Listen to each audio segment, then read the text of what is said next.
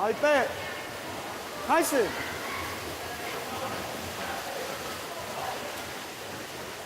张道顺，第一个，脖子不要一直盯着，你脖子一用力了，你就会沉下去。眼睛看你的肚子，知道吗？再试一次。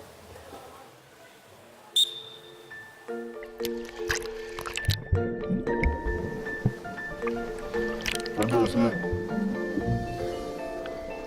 第一个，脖子不要一直盯着，你脖子一用力。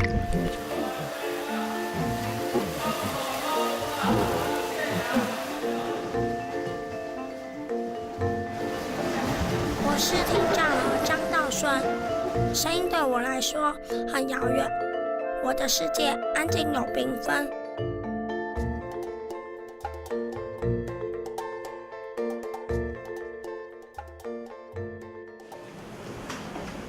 好了，那待会一样念的时候，就像平常一样，就起立念。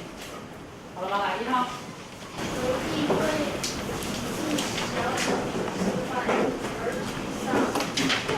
曾说，人生的光荣不在人前不失败，而在能够屡败屡战。国际知名导演李安，高中时期为了满足父母的期待而苦读，然而他连续2年参加大学联考，结果都名落孙山。很好，有在看同学的时候。我听得到别人说话，但我又听不清楚那个字，所以我就用纸的，然后呢，老师都会用个句点来换下一个人念啊，换到我念的时候，我就可以知道我在念。面对失败，就会发现跌倒了再爬起来。我现在就读台北市金华国小5年级，因为听不清楚，所以在学习上比其他同学还要辛苦。好，平甩弓，走1。每个礼拜6，我都会和爸爸妈妈一起去道场上武术课。听妈妈说，我是因为小时候生病，才让听力受到严重的损害。因为我们没经验，一抱出来就完蛋，这个小孩怎么黄成这样子？就检查的时候，马上就送马街急诊。那时候很紧张，因为他已经黄疸飙到22、25就要换血，所以住了加护病房2个礼拜。后来就出来之后都没有发现有什么异状。到了4岁要上幼稚园那个阶段，那我就带他去3种教学医院去做检查，确诊他是中重度听障的小朋友。虽然我没有带助听器，不过学武术真的对我有帮助。1、2、3、4、5。当他专注力还没办法那么专注的时候，听障有问题的时候，他会犹豫，他会观察看一下，他甚至自信心不够。那现在就不一样了，他现在专注力非常的厉害，也就是说他专注力强了以后，他会补足他听力的不足。你看不出来他是一个听障的小孩，跟其他小孩比起来。来，道顺来，好，真，少林拳抱拳预备，走，走，走，走，走，走，走。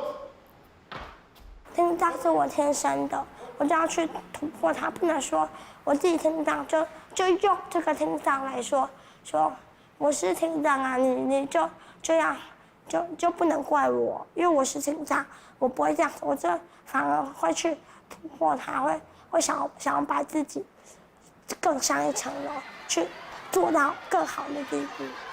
圈圈怎么做？怎么做？好，谁的手能见我？我不要。一般说来，圈圈放掉会掉在哪里？进去。就掉在他手里呀。2、3。那掉在桌上，不掉在他手上。好冷呢。搞什么2、3。你干什么？你干什么？雀头鞋，雀头。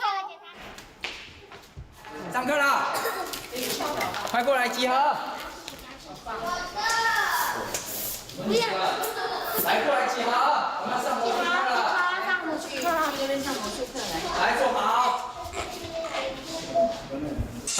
先请我的小助教张道顺师兄上台。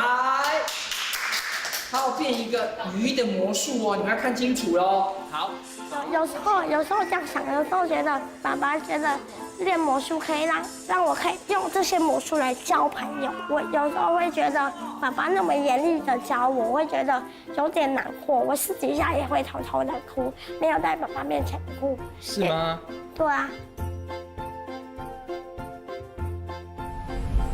道顺来，从哪边打？这边。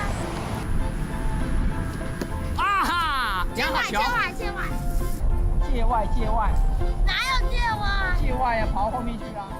他就说：“爸爸，我不想练。”我说：“不行啊，接下来就要比赛啦，或接下来就要表演啦。”其实，在早些年的时候，大概就是8岁以前的时候，那时候他都是担任演出的嘉宾，所以那时候没有太大的压力。慢慢他参加魔术比赛，还有接一些商业场之后，我对他的要求严格。他觉得每天排练，常常要排练，好累哦。所以我觉得这一点也是我必须要调整方式和心态。然后就先带他去，比如说骑脚踏车啊，打棒球啊。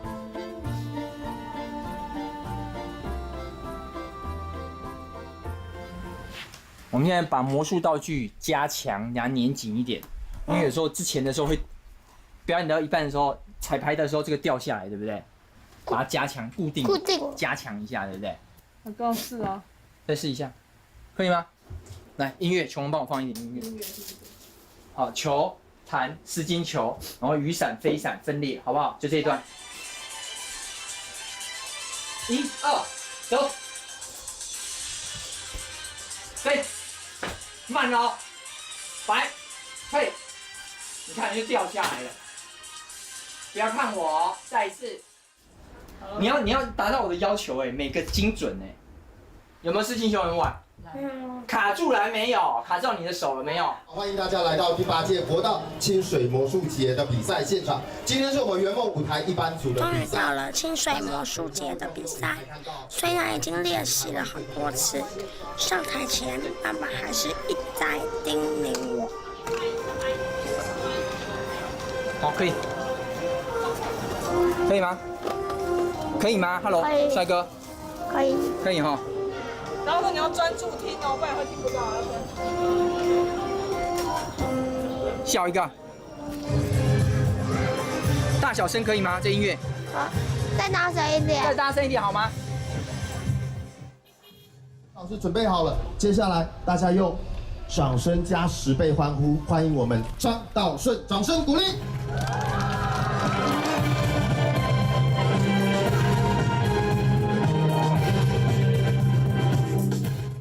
那魔术部分，我当然希望说，他透过魔术的表演，站在台上，能够把欢乐、开心带给大家。希望未来他能够朝这方面去鼓励大家。他虽然有身心的障碍，但是他能够带给大家正面的能量，甚至他能够站在舞台上，带给大家惊奇跟欢乐。我觉得这也是我跟他得到一个很大的共识。